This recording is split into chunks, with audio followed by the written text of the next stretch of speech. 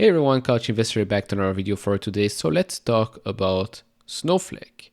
It's been snowing around, so I thought, hey, there's an interesting company to talk about, and I don't even think I've covered that company in the past on the channel.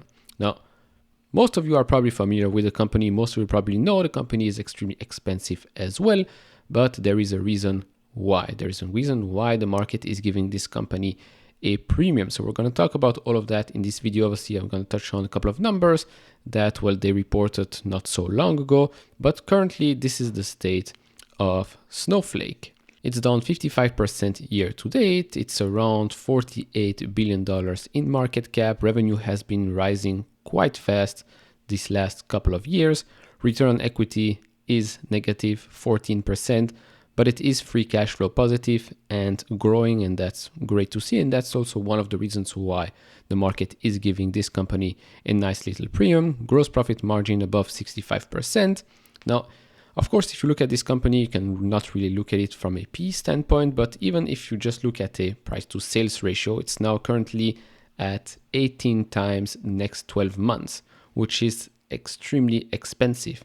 Now, if you look at gross profit, that's now for the last 12 months at $1.2 billion, which means around price to gross profit, if the market cap is 48, over 40 times, which again is not cheap at all, especially not in the current macroeconomic and just the current market environment.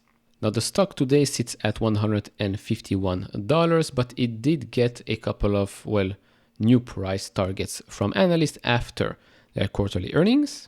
So Needham lowered their price targets from 240 to 165, Stifel from 180 to 150, Canaccord from $220 to $195, Cohen from 235 to 225, Oppenheimer from 230 to 190, Deutsche Bank from 190 to 185, Barclays went from $200 to $180, Piper Sandler from $280 to $200, Raymond James from $197 to $180, and lastly UBS from $175 to $140.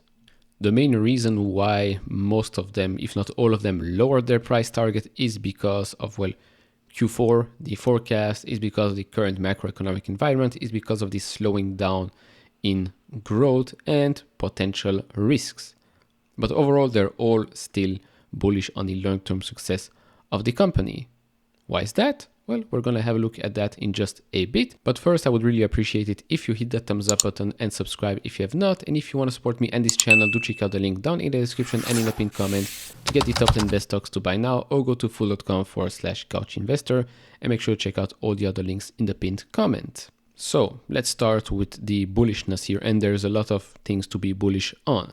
So annual revenue grew 106% year over year, and if we look at the quarterly revenue, that grew 67%, so it's still growing extremely fast. Now when it comes to their customer base, again, same thing here, great growth there, 34% year over year total customers, and then customers with over $1 million in product revenue, that grew 94%. Why is that important? Well, because of the next part that I'm going to show you.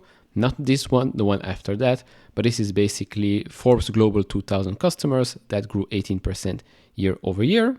And now this is the very interesting part. Although the revenue retention rate has come down since Q4 last year from 177% to 165%, today the customers that are there with Snowflake are still spending 65% more than they did before.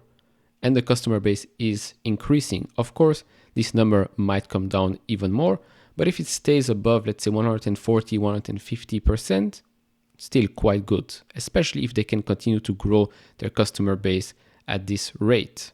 Now, usually with other companies, when you grow extremely fast, your operating leverage is not that great. In this case, well, it's not the case. As you can see here, non-GAAP operating expenses as a percentage of revenue have been increasing. And you can see these results with the non-GAAP adjusted free cash flow as a percentage of revenue now at 21%. It was 12% before, and it was negative 12% before that.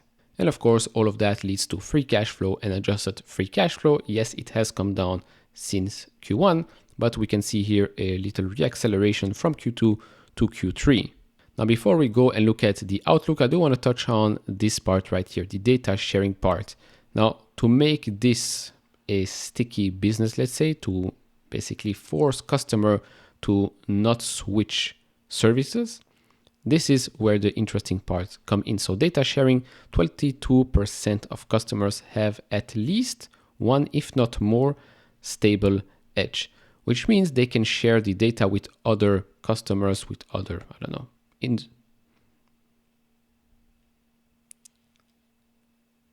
with other companies that are in that ecosystem. Now, if you leave that ecosystem, you won't have access to that data anymore.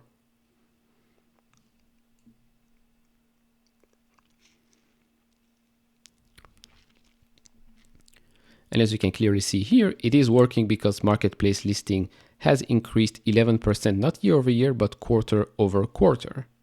And now when it comes to guidance for fiscal year 2023, they expect product revenue to come just below $2 billion. That represents 68% year over year product revenue growth. Their target for fiscal year 29 is around $10 billion in product revenue.